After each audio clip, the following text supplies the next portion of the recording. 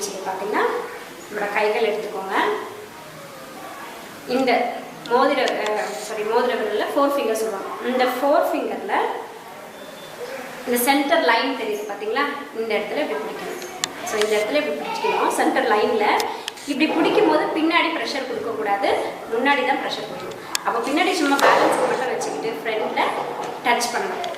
எவ்வளோ நேரம் டச் பண்ணோன்னா 1 மினிட் டச் பண்ணிங்கன்னா போதுமானது. ஸோ அதே மாதிரி வந்து 1 மினிட் டச் பண்ணிவிட்டு அடுத்து பக்கத்து விரலில் சென்டரில் இதே மாதிரி அந்த சென்டரில் இருக்கக்கூடிய அந்த லைன் இது மாதிரி ஒரு 1 மினிட் பிடிச்சிக்கணும். அது குழந்தைங்களுக்காக இருந்தாலும் சரி, நமக்காக இருந்தாலும் சரி, பெரியவங்களுக்காக இருந்தாலும் சரி, யாராக இருந்தாலும் சரி. இதை வந்து நீங்கள் உணர்ந்து பார்த்தீங்கன்னா இதோட எஃபெக்ட் உங்களுக்கு ரொம்ப கிளியராக தெரியும். டேப்லெட் போடுறத விட கோல்டு எவ்வளோ ஃபாஸ்ட்டாக விடுது அப்படின்றது ரொம்ப ஈஸியாக உங்களால் புரிஞ்சுக்க முடியும். ஸோ இப்படி பார்த்தீங்க அப்படின்னா இது இந்த ஃபிங்கர் கட்டை விரலுக்கு பக்கத்தில் இருக்கிற 2 ஃபிங்கரோட சென்டர் லைன். அதே மாதிரி இப்போ இந்த கையில் பிடிச்சாச்சு, இந்த கையில்